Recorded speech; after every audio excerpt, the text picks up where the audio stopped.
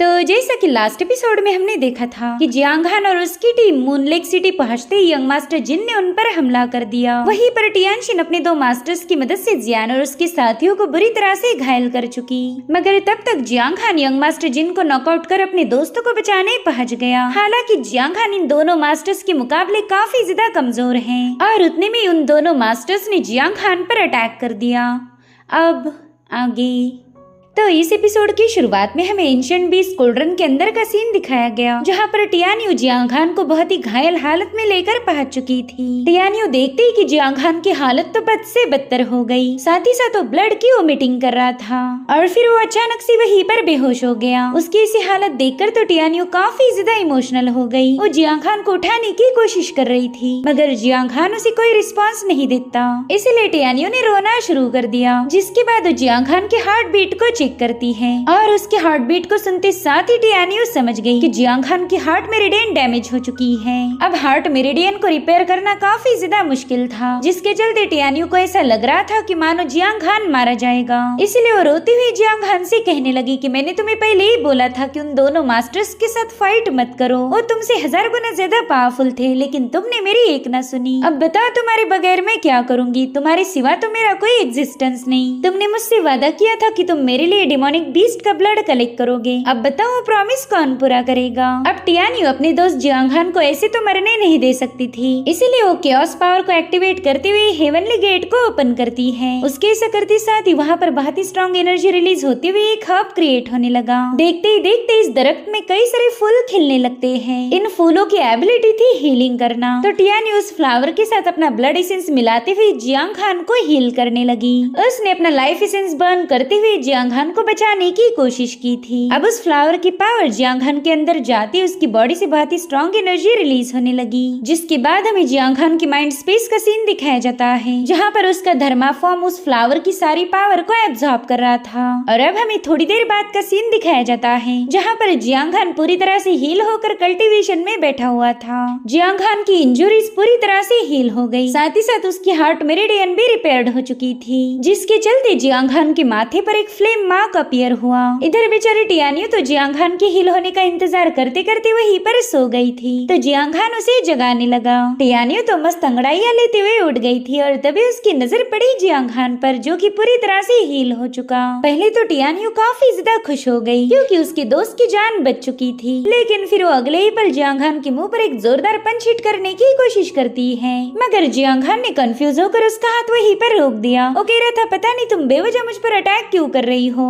तो टियान्यू तुरंत ही पीछे हटते हुए उससे कहने लगी कि तुम्हारी हिम्मत तो देखो, तुम मुझे से पूछ रहे हो कि मैं तुम पर अटैक क्यों कर रही। खैर तुम्हें याद नहीं तो मैं तुम्हें याद दिलाती हूँ, तुम पर माउंटेन सी रेल्म के 2 एक्सपर्ट्स ने अटैक किया था और तुम इतनी जिद्दी हो कि तुमने उसे डॉज करने की भी कोशिश नहीं की। क्या तुम्हें पता भी है उन 2 मास्टर्स के अटैक की वजह से तुम कितनी बुरी तरह से घायल हुए थे। ये तो अच्छा हुआ कि मैंने तुम्हारी मदद की, वरना तो आज तो तुमने अपने ग्रैंडफादर के पास ही चले जाना था, फिर तो दोनों दादा पोते मिलकर हेवन में तबाही मचाते। तो जियांग हान उससे कहने लगा कि हाँ मैं जानता हूँ मुझसे गलती हो गई, मैंने उन 2 एक्सपर्ट्स को हल्के में नहीं लेना चाहिए था, मगर अपने दोस्तों को बचाने के लिए मुझे ये करना ही था। खैर मेरी इतनी कोशिशों के बावजूद भी मैं फेल हो गया। अब जियान और मेरे सभी दोस्त उन लोगों के कब्जे में हैं। पता नहीं हेवनली वुल्फ हॉल उनके साथ क्या करेगा। मुझे अब कुछ भी करके उन्हें बचाने का कोई ना कोई रास्ता ढूंढना ही होगा। जो सुनते साथ ही टियान्यू उस पर भड़क गई। उसे लग रहा था कि ये बंदा अभी अभी मौत के मुंह से बाहर आया है और अभी दोबारा से अपने दोस्तों की खातिर अपनी जान दाव पर लगा रहा। मगर जियांग हान के साथ साथ टियान्यू भी उन्हें काफी ज्यादा पसंद करती थी, इसलिए इस बार टियान्यू को खामोश रहना पड़ा।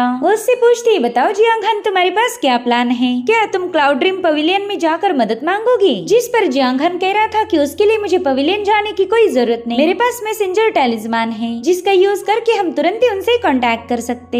लेकिन मैं वो सब करना नहीं चाहता, बल्कि मुझे तो किसी नई डिवाइन पावर्स की जरूरत है जिससे मैं अपने realm पे ब्रेक थ्रू कर पाऊँ। मेरे पास कोई ऐसा जरिया होना ही चाहिए जिससे मेरी पावर बढ़ सकती है। मैं अच्छे से जानता हूँ कि हेवनली वुल्फ हॉल के लोग जियान को कैप्चर करके उसकी माँ को खत्म करना चाहते। अपनी बेटी को बचाने की खातिर हॉल मास्टर लिन जरूर से खुद को कुर्बान कर देगी और फिर हेवनली वुल्फ हॉल को वो मिल जाएगा जिसकी उन्हें तलाश थी। क्लाउड ड्रीम पवेलियन सीधे उनके कब्जे में चला जाएगा। लेकिन हमारे पास फिलहाल वक्त है, तो ऐसा होने से पहले ही हम सब कुछ रोक लेंगे। हमें तो बस एक जबरदस्त प्लान की जरूरत पड़ेगी। तो टियान्यू टियानियो कह रही थी कि मुझे एक डिमोनिक बीस्ट के बारे में पता है, अगर वो हमें मिल गया तो मजा आ जाएगा। इसलिए अब जियांग खान तुरंत ही फॉरेस्ट की तरफ रवाना हो गया। दरअसल वो जा रहा है जियांग फैमिली के पास, क्योंकि टियानियो ने उसे बताया था कि जियांग फैमिली के पास उसे एक ऐसा डिमोनिक बीस्ट मिल सकता है जो कि इस बैटल में जियांग खान की मदद करेगा।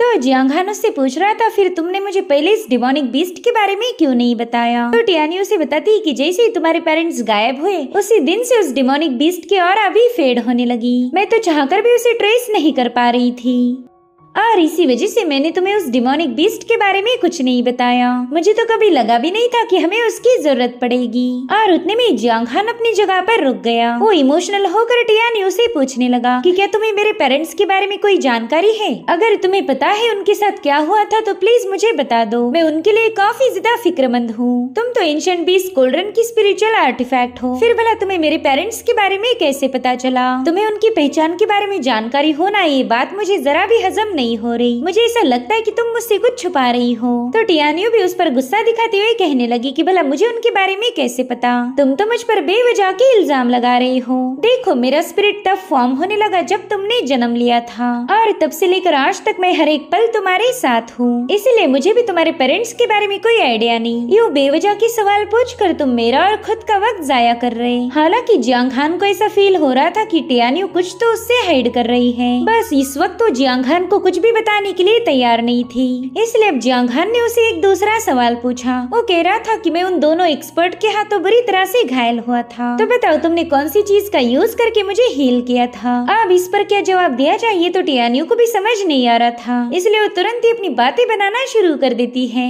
उसने हेवनली गेट को ओपन करके जियांग खान को हील किया है, ये बात वो उसे बताना नहीं चाहती थी। इसलिए वो जियांग खान से कहती कि मैं हेवनली बीस्ट कोल्ड्रन की स्पिरिट आर्टिफैक्ट हूँ। मेरे पास ऐसी गजब की पावर्स है कि तुम्हारी जान बचाना मेरे लिए काफी ज्यादा आसान था। ये सब सुनकर जियांग खान भी उसे और फोर्स नहीं करना चाहता था। उसे लगता है कि जब सही वक्त आएगा तब टियानियो खुद होकर ही उसे सच्चाई बता देगी। जिसके बाद ये दोनों सीधे जियांग फैमिली की तरफ रवाना हो गए। अब सीन शिफ्ट होकर हम टियानशिन को देख पाते हैं, जो कि एकदम आराम से लेटी हुई थी। साथ ही एक बंदा उसके हाथ पाँव दबा रहा था और उतने में टियानशिन के दोनों चमचे यानी कि वो दोनों मास्टर्स वहाँ पर पहुँच गए। वो उसे ग्रीट करते हुए कहने लगे कि हम आपको एक जरूरी बात बताने आए हैं। तो टियानशिन कह रही थी कि चलो जल्दी बको, मेरे पास ज्यादा वक्त नहीं है। जिस पर वो मास्टर कह रही थी कि हम जियांग खान को खत्म करने के काफी ज्यादा करीब थे, लेकिन उतने में एक ब्रॉन्ज आई एक्टिवेट होकर उसे अपने अंदर ले गई। हमारी आंखों के सामने ही जियांग खान गायब हो गया था। तो हमने उस ब्रॉन्ज आई के बारे में पता करने के लिए एंशिएंट रिकॉर्ड्स को चेक किया,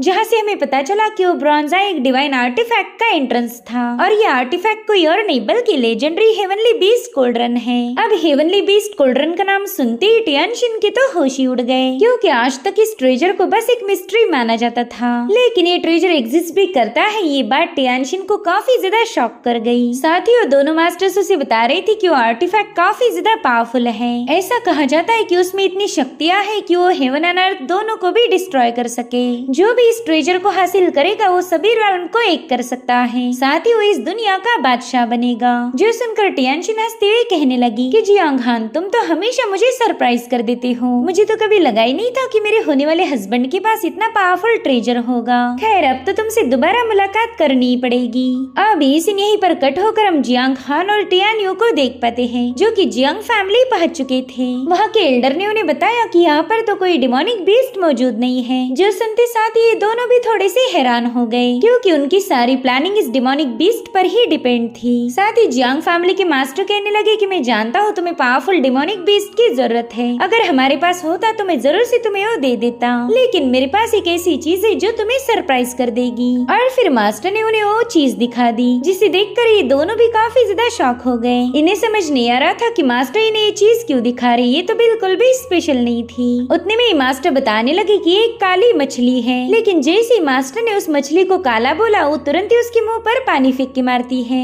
अब मास्टर उस मछली का नाम लेकर कुछ बताने ही वाले थे कि तभी उसने दोबारा से उनके मुंह पर पानी पानी फेंक के मारा। तो मास्टर इरिटेट होकर बताने लगे कि मछली तो वैसे काले रंग की है, मगर इसे काला बोलते साथ ही ये मुझ पर गुस्सा दिखाती, इसलिए तुम भी गलती से इसे काली मछली मत बोलना। तभी जियांगहान कह रहा था कि इस मछली को मेरी मदर ने पाला है, ये बात तो मुझे याद ही नहीं आ रही। वहीं पर टियानियो भी जियांगहान से कह रही थी कि ये मछली तो किसी भी एंगल से डेमोनिक बीस्ट जैसी नजर नहीं आ रही। तो मास्टर जियांगहान को बताते हैं कि तुम्हारी मदर हमेशा इसे अपने साथ रखती थी। जैसे तुम्हारी मदर ने हमारी जियांग फैमिली ज्वाइन की, उन्होंने इस मछली की जिम्मेदारी मुझ पर सौंप दी, इसलिए शायद तुम्हें इस मछली को देखने का मौका ही नहीं मिला। वहीं पर टियानियो कह रही थी हाँ, शायद इसी वजह से मैं इस मछली के ऑरा को ट्रेस नहीं कर पाई, क्योंकि ये तुमसे काफी ज्यादा दूर थी। उतने में जियांगहान उस मास्टर से कहने लगा कि अगर ये काली मछली मेरी माँ की इतनी फेवरेट थी तो फिर उन्होंने इसे अपने साथ क्यों नहीं रखा। तो मास्टर जवाब देते हैं कि तुम्हारी मदर कब क्या करेगी इसकी कोई गारंटी नहीं थी, और ना ही किसी में इतनी हिम्मत थी कि वो उन्हें रोक पाए, इसलिए मैं तुम्हारे इन सवालों के जवाब नहीं दे पाऊंगा।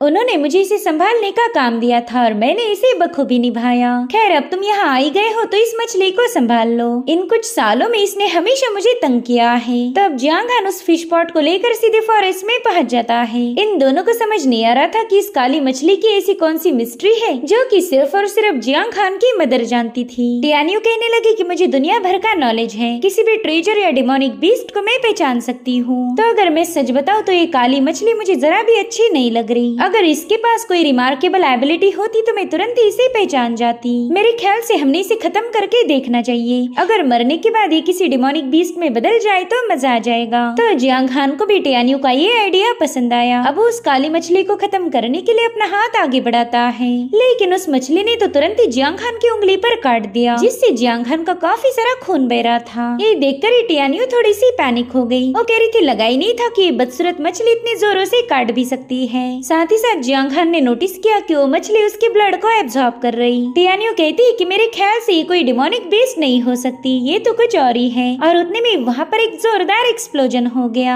जिससे तो ये दोनों भी काफी पीछे तक पुश हो गए थे। इधर वो मछली पानी के बिना फड़फड़ाने लगी। तो टियानियो कहती कि अरे यार, इसमें तो कोई खास बात नहीं, मेरे ख्याल से ये तुम्हारी मदर ने अपने शौक पूरे करने के लिए पाल लिया होगा। अब तो हमें किसी और चीज की तलाश करनी चाहिए जिससे तुम पावरफुल बन जाओ। हालांकि जियांगहान को पूरा यकीन था कि उसकी मदर किसी यूजलेस चीज को ऐसे रेज नहीं करेगी। वहीं पर टियानियो उससे कह रही थी कि अब हमारे पास जरा भी वक्त नहीं बचा, हमें जल्दी से जाकर जियान को रेस्क्यू करना होगा। और उतने में वो पूरा इलाका शेक होने लगा, जो देखते साथ ही टियानियो तो डर के मारे जियांगहान के पीछे जाकर छुप जाती है। अब थोड़ी देर में जमीन को ब्रेक करते हुए एक विशाल डिमोनिक बीस्ट उसमें से बाहर आ जाता है। उसने तो आते साथ ही उस काली मछली को तुरंत ही निगल लिया। जियांगहान भी इस डिमोनिक बीस्ट को देखकर काफी ज्यादा हैरान था। साथ ही उसे अपने सभी सवालों के जवाब मिल गए। वो कहता है कि मेरी मदर ने उस काली मछली को इसलिए पाला ताकि डिमोनिक बीस्ट एक दिन उसे खाने के लिए आ जाए। मेरी मदर को वाकई अच्छे से पता है कि ऐसे गेम कैसे खेले जाए। वहीं पर टियानियो जियांगहान को बता रही थी कि ये तो एक बैटल बीस्ट है, तुम्हें इसे संभाल कर रहना होगा। मगर जियांगहान इस डिमोनिक बीस्ट को टेम करना चाहता था ताकि आगे चलकर ये डिमोनिक बीस्ट उसकी ऑर्डर को फॉलो करे। इसलिए जियांगहान ने फटाफट से tiger roars in the mountain technique को एक्टिवेट कर दिया। उसके ऐसा करते साथ ही वहाँ पर एक टाइगर अपीयर हो गया और अब जियांगहान उसी की मदद से सीधे उस डिमोनिक बीस्ट पर अटैक करने के लिए रवाना हो जाता है। हालांकि वो बैटल बीस्ट भी किसी से कम नहीं था। उसने जियांगहान के अटैक होने से पहले ही अपने सामने एक बैरियर फॉर्म कर लिया, जिसके चलते जियांगहान का अटैक पूरी तरह से फेल हो चुका था। इसलिए जियांगहान अपनी एक और टेक्निक को एक्टिवेट करने लगा, जिसे 9 नेदरवर्ल्ड एबिस सील कहा जाता था। उसके ऐसा करते साथ ही वहाँ पर नेदर शैडो से बना हुआ एक डीमन आकर सीधे उस बैटल बीस्ट की तरफ रवाना हो गया। जियांगहान अपने नेदर बीस्ट को बता रहा था कि जल्दी से इस डिमोनिक बीस्ट को मेरे लिए सील कर दो, मगर उतने में वो बैटल बीस्ट भी अपनी फायर पावर का यूज करते हुए उस डिमोनिक बीस्ट पर अटैक कर देता है, जिसके चलते जंगल में एक जोरदार धमाका हो गया। इस बैटल बीस्ट के पास इतनी गजब की पावर्स थी कि जियांगहान काफी तेजी के साथ पीछे की तरफ पुश होने लगा। तो अब जियांगहान उससे कहता है कि मानना पड़ेगा तुम्हें बैटल बीस्ट का दर्जा क्यों दिया गया, तुम तो अपनी इस टाइटल पर पूरी तरह से खरे उतर गए। तुम्हारे पास एक रीइंकार्नेशन realm के एक्सपर्ट जितनी पावर्स है, इनफैक्ट तुम उसे भी हरा दोगे। अगर तुम मुझ पर अटैक ना करो तो हम दोनों दोस्त बन सकते हैं। लेकिन बैटल बीस्ट को इसके साथ दोस्ती करने का कोई शौक नहीं। वो बीस्ट तो जियांगहान पर अटैक करने के लिए काफी तेजी के साथ उसकी तरफ आगे बढ़ने लगा। वहीं पर जियांगहान ने भी अपनी ब्लेड को समन करते हुए realm पावर को एक्टिवेट कर दिया था। मगर जैसे वो बैटल बीस्ट जियांगहान के पास पहुंचा, उसे आऊ आऊ की आवाजें आने लगी। इनफैक्ट जियांगहान भी इस अजीब सी आवाज को सुनकर काफी ज्यादा कंफ्यूज हो गया। वहीं पर बैटल बीस्ट भी अपने अपनी जगह पर रुक गया था। जियांग खान ने देखा कि आवाजें किसी जानवर की नहीं बल्कि टियान्यू निकाल रही, तो टियान्यू से हैरान होकर पूछने लगा कि आखिर ये तुम्हारी कौन सी नौटंकी है। जिस पर टियान्यू कह रही थी कि जरा अपने बैटल बीस्ट को तो देख लो, तुम्हें सब कुछ समझ आ जाएगा। दरअसल वो बैटल बीस्ट अपनी जुबान बाहर निकाल कर कुत्ते जैसा हाफ रहा था। जियांग खान तो ये सब देख कर ही हैरान हो गया। वो कहता है, अरे वाह टियान्यू, तुम्हें तो बीस्ट को टेम करना भी काफी अच्छे से आता है। जिस पर टियान्यू कहने लगी कि ये बात तो मैं तुम्हें पहले ही बताने वाली थी, लेकिन तुमने तो मेरी बात पूरी होने से पहले इसके साथ फाइट करना शुरू कर दी थी। इनफैक्ट टियान्यू तो अब उस बीस्ट पर भी सवार हो गई थी और वो बीस्ट भी उसे अपनी मालकिन जैसा ट्रीट करने लगा। टियान्यू जियांग खान को बताती है कि ये कोई मामूली सा बैटल बीस्ट नहीं है, बल्कि इसका नाम है जुन और ये तुम्हारी मदर का फेवरेट था। अभी थोड़ी देर पहले मैं जो अजीब सी आवाजें निकाल रही थी, वैसी आवाजें निकाल कर तुम्हारी मदर ने इसे समन किया था। क्यों जुन, मैंने सही बोला ना? तो जुन भी आओ आओ करते हुए उसका जवाब देने लगा। अब जियांग खान जुन से कहने लगा कि तुम तो मेरे मदर और फादर को जानते थे, तो तुम्हें ये भी पता होगा कि वो लोग कहाँ चले गए। क्या प्लीज तुम मुझे उनके बारे में कुछ बता सकते हो? जो सुनते साथ ही जुन ने अपने मुंह से एक पिल और एक लेटर बाहर निकाल लिया। अब इस लेटर में क्या लिखा था ये तो हमें अगले एपिसोड में पता चलेगा। Thank you so much for watching. Bye bye, take care.